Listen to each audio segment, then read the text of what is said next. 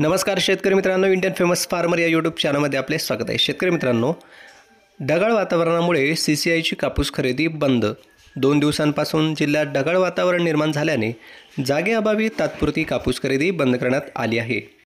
पांढरे सोने म्हणून ओळखला जाणाऱ्या कापसाला पेरा अलीकडच्या काळात घटला तर सोयाबीन हळदीच्या क्षेत्रात भर पडली, परंतु गत 2 वर्षात सोयाबीनवर बेलोमिकचा प्रादुर्भाव होत आहे। शिवाय ऐन काढणीच्या वेळी अवकाळीचा माराही होत असल्याने उत्पादनात प्रचंड घट होत आहे। तसेच बाजारात भावही समाधानकारक मिळत नसल्याने उत्पादक शेतकऱ्यांना लागवड खर्चही वसूल होत नसल्याचे चित्र आहे। यावर्षी जिल्ह्यात 33,938 हेक्टर क्षेत्रावर कापसाची लागवड झाली होती।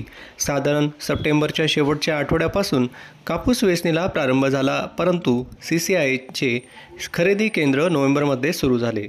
उशिरा का होईना खुल्या बाजारापेक्षा क्विंटल मागे जवळपास 500 रुपयांचा दर अधिक मिळाल्याने शेतकऱ्यांना दिलासा मिळाला। CCI केंद्रावर 7,471 रुपयांचा भावही आहे। आणि आपण बघत आहोत हिंगोली शहराजवळील लिंबाळा मक्ता वसमत जवळील हयातनगर फाटा औंढा नागनाथ तालुक्यातील जवळा बाजार आणि शिरड शहापूर या 4 केंद्रावर 1,29,000 क्विंटल कापूस खरेदी करण्यात आला आहे।